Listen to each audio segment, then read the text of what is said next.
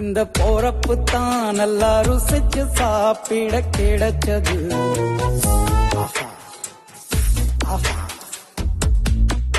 அத நினைச்சு தான் மனோ உலகம் முழுவதும் பருக்குது. அட சுட சுட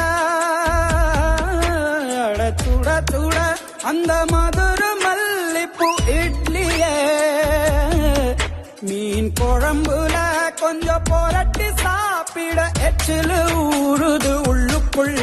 இந்த போறப்பு தான் இந்த போறப்பு தான் நல்லா ருசிச்சு சாப்பிட கிடைச்சது.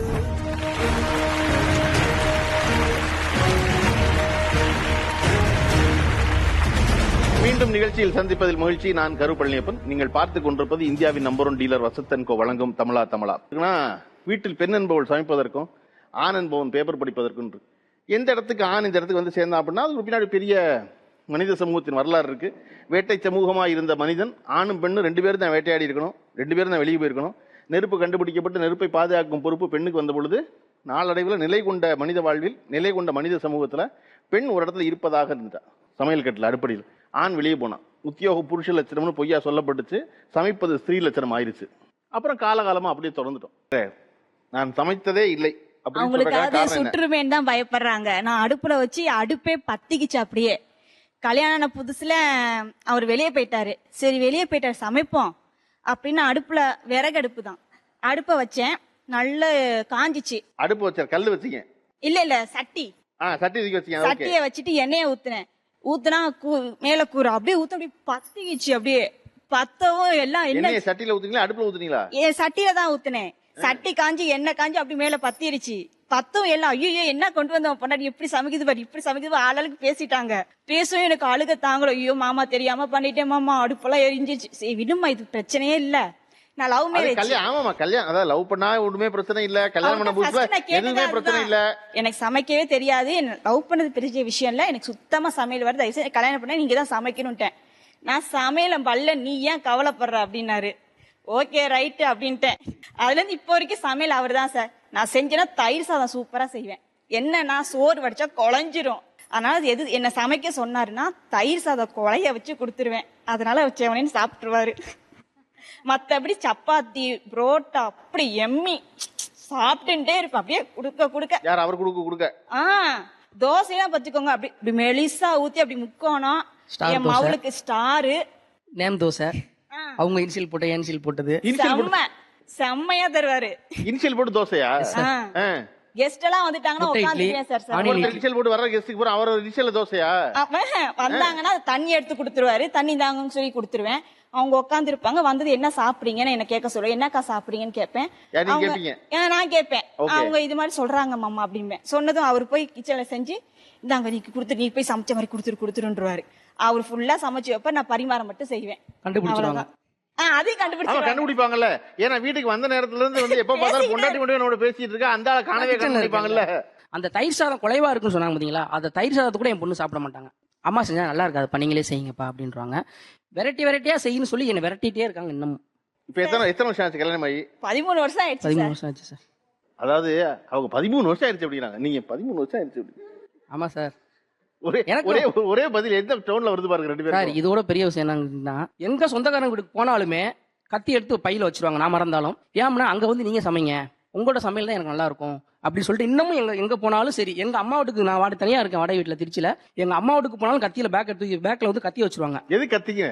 காய் வெட்டுறதுக்கு சார். அருவாமனை தானே சார் எங்க கிராமத்துல எல்லாம். அருவாமனை எங்க ஊர் கிராமம் தான். உங்களுக்கு அருவாமலை வெட்ட வராது? அருவாமலை எனக்கு வெட்ட வராது. அருவாமலை எங்க நம்மள வெட்ட சொல்லிடுவாங்களோ அப்படிங்கிற ஒரு பயம் அங்க வேற. எங்க அம்மா சொல்லுவாங்க அவ எப்ப பார்த்தாலும் அவன் தான் சமைச்சிட்டு இருக்கான் நீங்க இல்ல உங்க பையனுக்கு வேற என்ன வேலை சமைக்கட்டும் என்ன சொல்லிதான் கல்யாணம் பண்ண. அப்படியே சார் இது கூட பரவாயில்ல. எங்க அம்மா என்ன தெரியுமா சார் சொல்லுவாங்க, எல்லா வீட்லயும் என் பொண்ணா பாத்துக்கம்பாங்க. எங்க வீட்டுல அப்படியே ஆப்போசிட்.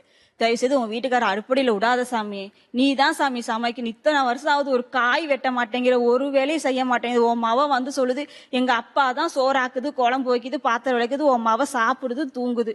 இதை வேற எந்த வேலையும் செய்யறது இந்த ஸ்கூல் மட்டும் விட்டுட்டு வந்துருது. பாவல எங்க அப்பா, அதுக்கு ரெஸ்ட் வேணாம், வேலையை விட்டு வருது சமைச்சு போய் உங்க அம்மாட்ட சொல்றது. எங்க அம்மா என்ன பிடிச்சி திட்டுறாங்க, நீ சமைக்க மாட்டியா வீட்டுல, என்ன பண்ற நீ?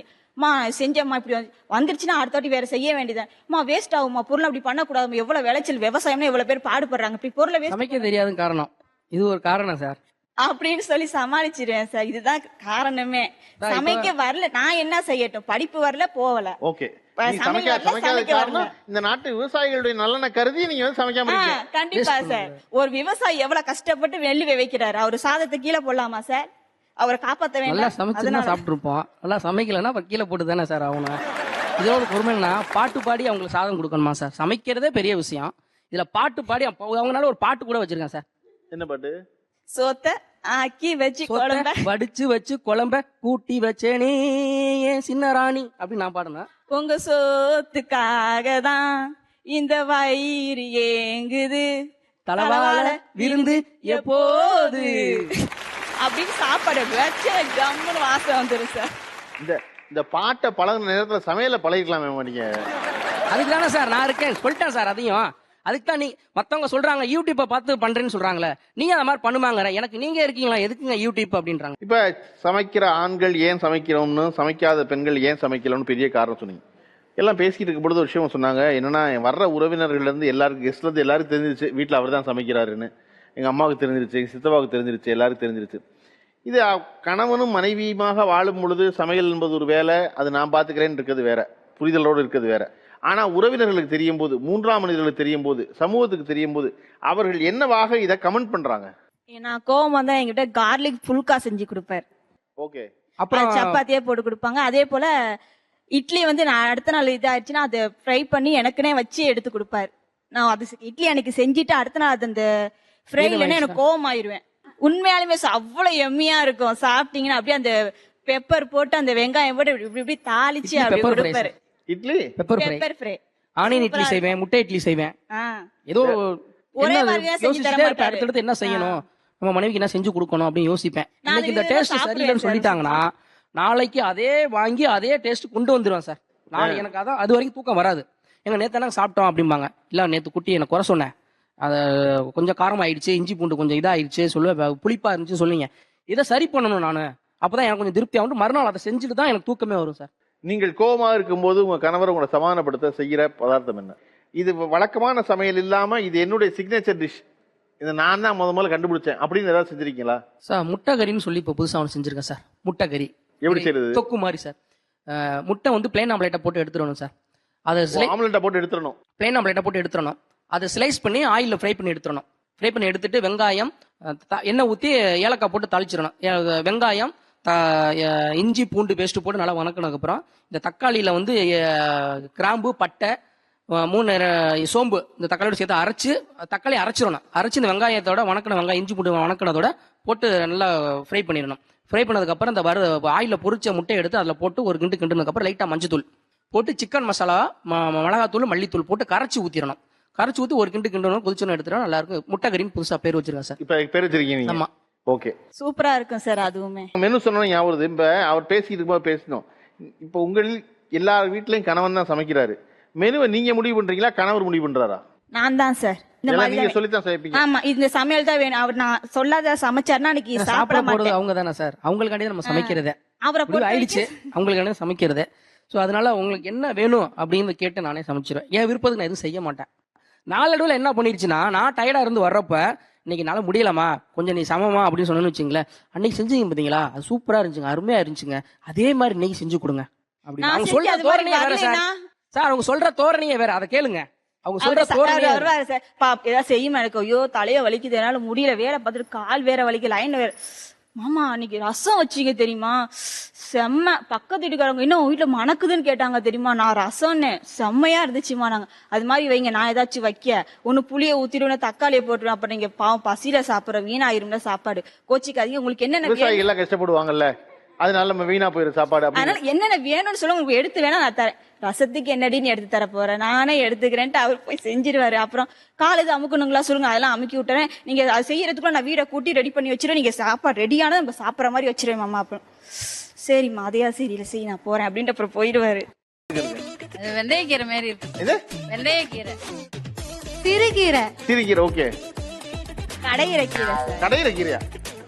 எல்லா கீரையும் கடைவாங்க, அது என்ன கீரை கேட்டா கடையிற கீரை. ரொம்ப ரிஸ்க். இது பெரண்டை சார், எங்க வீட்டுக்கார் துவையல் பண்ணி கொடுத்திருக்காரு. வீட்டுக்கார துவையல் பண்ணி கொடுத்துருக்கு. பெரண்டை ஓகே. பிக்கும் போது பாத்திருக்கேன், கை எரியும். அது பெரண்டை துவையல் செய்வோம். எவ்வளவு கான்பிடண்டா சொல்றீங்க பாருங்க. யார் நல்லா சொல்லுவீங்கன்னு.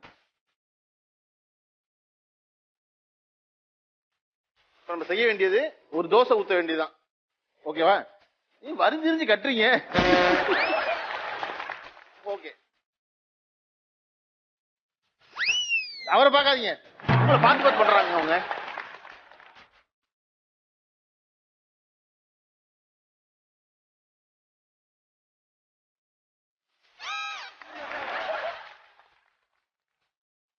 ஏன் இப்படி பாக்குறாரு?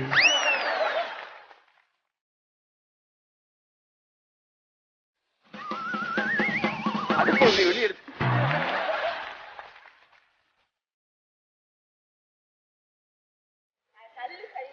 கல்லு சரியில்லையா? ஓ சரி. ஓ எண்ணெய் சரியில்லையா? என்ன விட்டுறீங்க?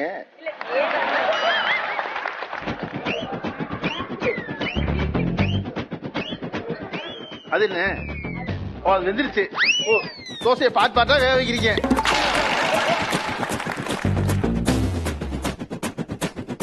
எவ்வளவு இடைஞ்சல் பண்றாங்க. இந்த தோசை அந்த மாதிரி கலர்ல வந்து இதுதானே சார். இங்க வாங்கப்பா, அவங்க சுட்டுருக்க தோசை ஒன்றும் இல்லை, காமிச்சிருங்க. என்ன மிச்ச தோசை காமிங்க எல்லாருக்கும்.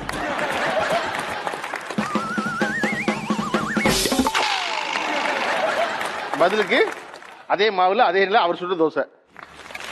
ஓகேவா? சமைக்கிறதுக்கு தான் இவ்வளவு பேர் இருக்காங்களே, அதனால அது ரொம்ப முக்கியம். அந்த இடத்தை நோக்கி நகரணும். ஆணும் பெண்ணுமாய் இருவரும் சமையல் கட்டிலிருந்து விடுதலை பெறுவதுதான் முக்கியம். தொடரட்டும் இது.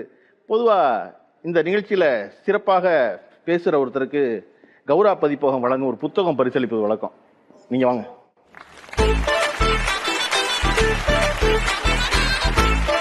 இந்த பரிசு ஆக்சுவல் அவருக்கு தான். என்னன்னா, நான் சரியா பண்ணலைன்னா என் மனைவியோட நல்ல பேர் வாங்க இருக்கா, மறுபடியும் திருப்பி அதையே பண்ணுவேன் அடம்பிடிச்சிக்க பாருங்க. அதுக்காக